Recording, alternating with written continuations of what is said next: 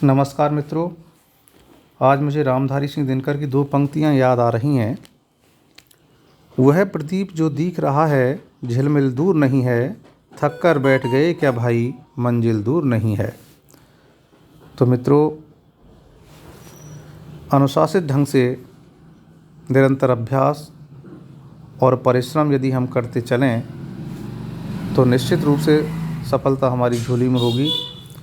इसी आशा के साथ मैं आज काव्यशास्त्र प्रश्नोत्तरी श्रृंखला में एक बार पुनः आपका स्वागत है। काव्यरस से संबंधित द्वितीय अभ्यास प्रश्न पत्र पर हम चर्चा करेंगे। इससे पहले भी काव्यरस से संबंधित एक प्रश्नोत्तरी आपके समक्ष प्रस्तुत की गई थी।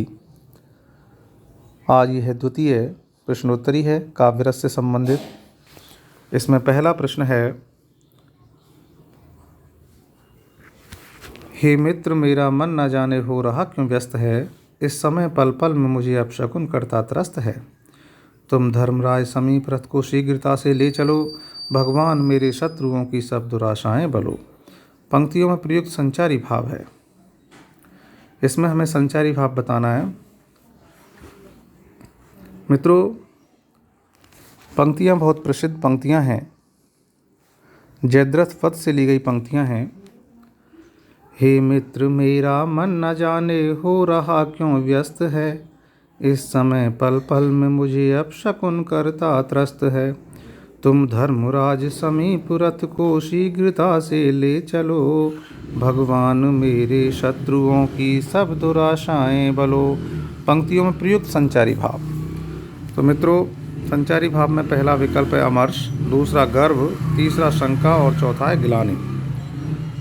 तो हम जानते हैं इन पंक्तियों में, हे मित्र मेरा मन न जाने हो रहा क्यों व्यस्त है, इस समय पल पल में मुझे अपशकुन करता त्रस्त है। जब आश्रय के चित्र में इस तरह के विचार उत्पन्न हो जाएं कि कहीं मेरे साथ कुछ अघटित घटित ना हो जाए, कहीं मेरे साथ कुछ गलत ना हो जाए, तो वहाँ एक संचारी भाव होता है और संचारी भाव का नाम है शंका। दूसरा प्रश्न है, अति मलिन वृषभानु कुमारी, हरि श्रम जल अंतर तन भीजय, ताहि लालच न दुभावत सारी।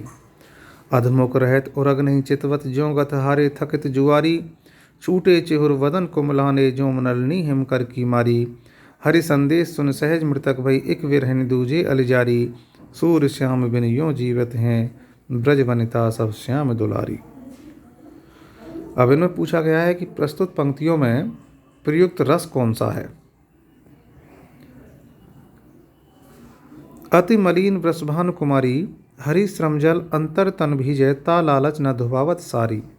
अधमुख रहत उरग नहीं चितवत, ज्यों गत हारे थकित जुआरी। छूटे चिहुर वदन कुमलाने, ज्यों नलनी हिमकर की मारी।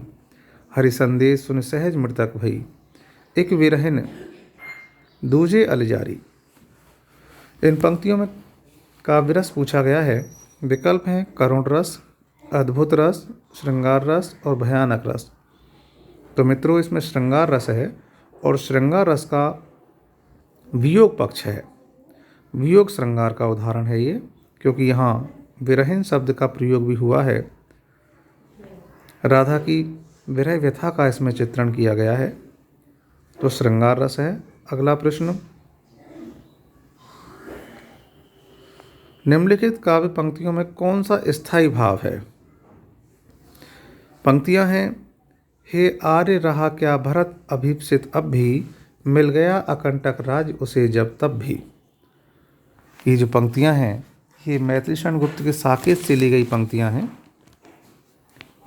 इसमें प्रभु श्री राम भरत जी से उनकी इच्छा पूछते हैं। तब भरत जी प्रभु श्री राम से अपनी बात कहते हैं कि हे आर्य रहा क्या भरत अभीप्सित अब भी, कि हे आर्य, आर्य शब्द यहाँ प्रभु श्री राम के लिए प्रयुक्त हुआ है, भाई के लिए प्रयुक्त हुआ है। क्या भरत अभीप्सित अब भी, क्या अब भी भरत के मन में कोई इच्छा शेष रह गई है।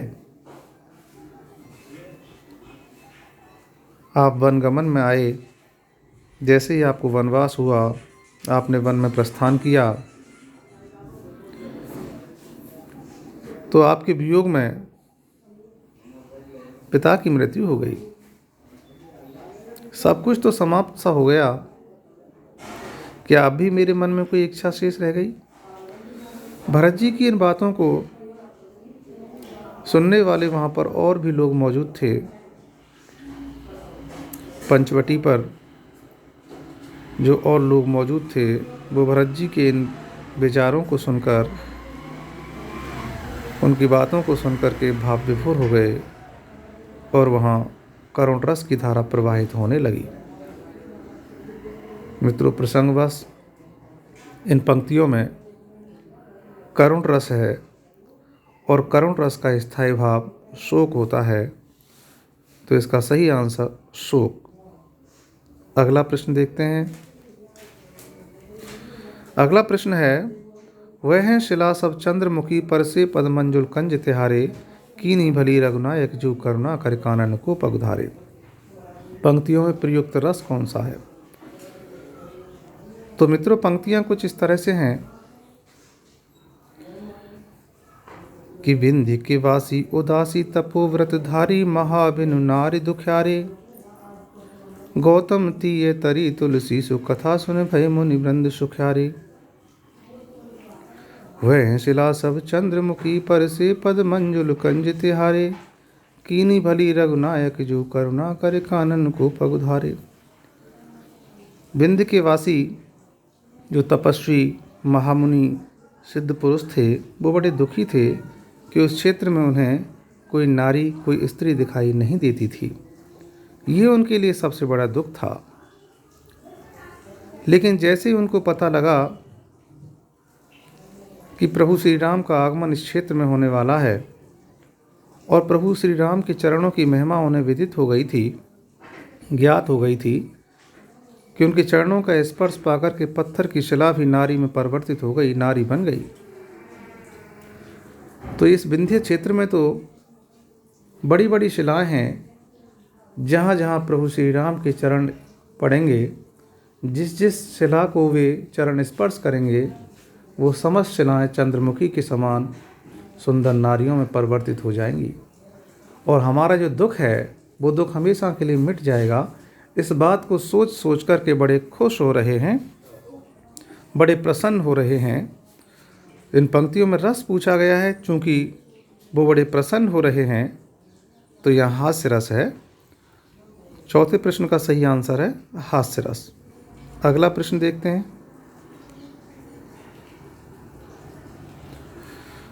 हंसे हंसे भाजे देख दूल्हे दिगंबर को, पाहुनी जे आवे हिमाचल के उछाह में। पंक्तियों में प्रयुक्त स्थायी भाव कौन सा है?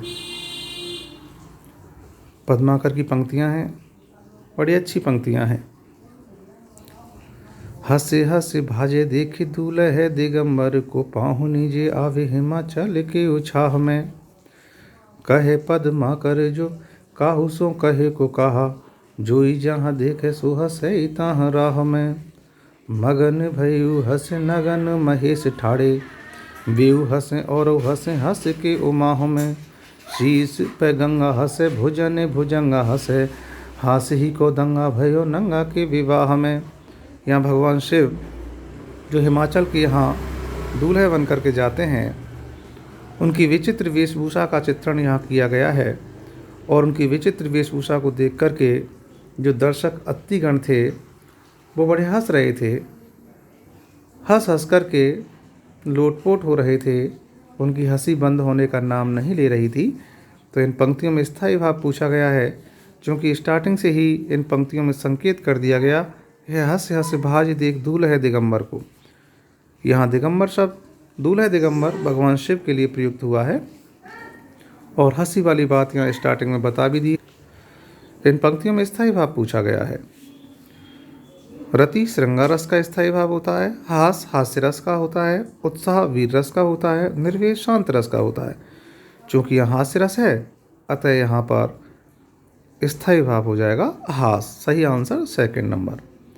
अगला प्रश्न देखते हैं। अगला प्रश्न है, देख यशोदा शिशु के मुख में सकल विश्व की माया, क्षण भर को वह बनी अचेतन हिल ना सकी कोमल काया। पंक्तियों में प्रयुक्त सात्विक अनुभव पूछा है। हम जानते हैं सात्विक अनुभव 8 होते हैं, तो सात्विक अनुभव भी हमें इसमें बताना है। पंक्तियों से संकेत भी हो रहा है, देख यशोदा शिशु के मुख में सकल विश्व की माया। जैसे ही माँ ने कहा कि तुमने मिट्टी खाई है, कन्हैया तुमने मिट्टी खाई है, अपना मुंह खोलो और अपने मुख से मिट्टी को बाहर निकालो। तो प्रभु श्री कृष्ण ने अपनी लीला, अपनी माया माँ को दिखाई। जैसे ही अपना मुख उन्होंने खोला तो माता यशोदा को अपने शिशु कान्हा श्री कृष्ण के मुख में जो दृश्य दिखाई दिया, उस दृश्य को देख कर के माँ क्षण भर के लिए अचेतन हो गईं। उनकी कोमल काया हिल भी नहीं पाई, जड़वत हो गईं, स्तंभवत हो गईं। अंगों का संचालन रुक गया, अवरुद्ध हो गया। जहाँ अंग संचालन रुक जाता है वहाँ स्तंभ नामक सात्विक अनुभव होता है। तो इसमें सही आंसर चौथा है। अगला प्रश्न, युद्ध अथवा प्राकृतिक आपदा पश्चात यत्र तत्र सड़ी हुई लाशों के अंबार देखने से, उसके वर्णन से कौन से रस की निष्पत्ति। युद्ध अथवा प्राकृतिक आपदा के बाद यत्र तत्र सड़ी हुई लाशों को देखने से आश्रय के चित्त में कौन से रस की निष्पत्ति होती है। तो हम जानते हैं सड़ी गली लाशों को देखने से, हड्डियों को देखने से, दुर्गंध आदि से सहृदय के चित्त में घृणा का भाव उत्पन्न होता है, जिसे काव्य रस के संदर्भ में जुगुप्सा कहा जाता है। और जुगुप्सा कौन से रस का स्थायी भाव है? बीभत्स रस का है। इसलिए यहाँ सही आंसर हो जाएगा तीसरा, बीभत्स रस। अगला प्रश्न है, एक ओर अजगरहि लख, एक ओर मृगराय, विकल बटोही बीच ही पर्यो मूर्छा खाए। बटोही का मतलब राहगीर होता है।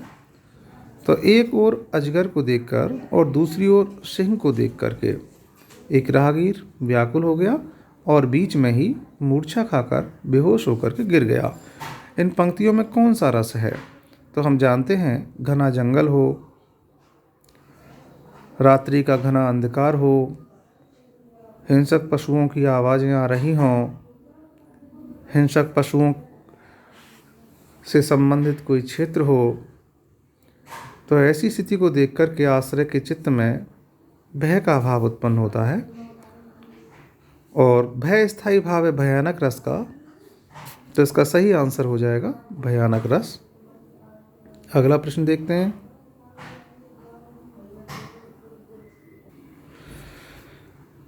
प्रिय पति वह मेरा प्राण प्यारा कहाँ है, दुख जल निधि डूबी का सहारा कहाँ है। इन पंक्तियों में कौन सा स्थायी भाव है? प्रिय पति वह मेरा प्राण प्यारा कहाँ है, दुख जल निधि डूबी का सहारा कहाँ है। इन पंक्तियों में कौन सा स्थायी भाव है? तो मित्रों, इन पंक्तियों में करुण रस है, शोक जिसका स्थायी भाव होता है। सही आंसर है शोक। अगला प्रश्न है, किलक अरे मैं नेह निहारूं, इन दांतों पर मोती वारूं।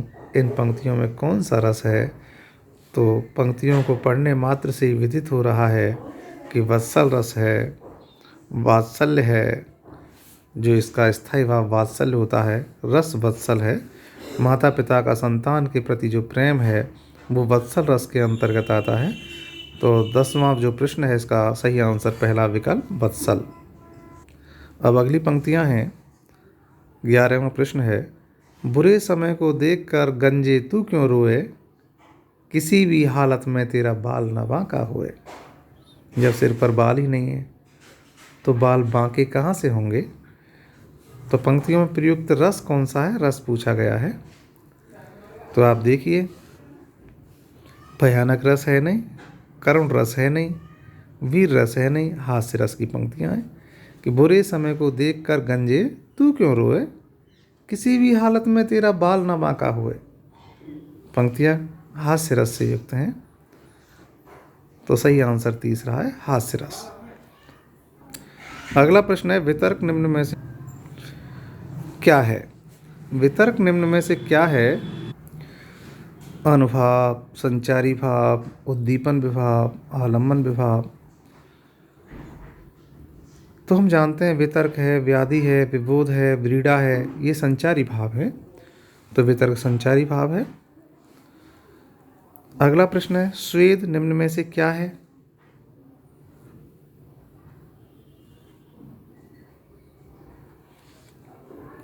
अनुभाव है, या संचारी भाव है, या उद्दीपन विभाव है, या आलम्बन विभाव है। तो हम जानते हैं स्वेद सात्विक अनुभाव है। सात्विक अनुभाव अयत्नज होते हैं, जिन पर आश्रय का कोई वश नहीं चलता। अगला प्रश्न, किस भाव की परिपक्व अवस्था को रस कहा जाता है? अनुभाव, विभाव, संचारी भाव, स्थायी भाव। तो मित्रों, हमने भरत मुनि का रस निष्पत्ति सूत्र पढ़ा है।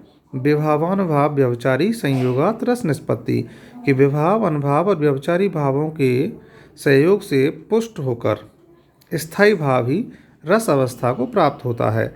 तो 14वां जो प्रश्न है, इसका सही आंसर हो जाएगा स्थायी भाव, क्योंकि स्थायी भाव की परिपक्व अवस्था को ही रस कहा जाता है।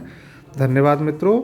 इस प्रश्नोत्तरी में हमने अधिक समय अपना व्यतीत नहीं किया है, बहुत जल्दी हमने इस प्रश्नोत्तरी को हल किया है, ताकि आपका अधिक समय इस प्रश्नोत्तरी को लेकर के व्यतीत ना हो। और इसी तरह के प्रश्नों के साथ पुनः आपके समक्ष उपस्थित होंगे। धन्यवाद।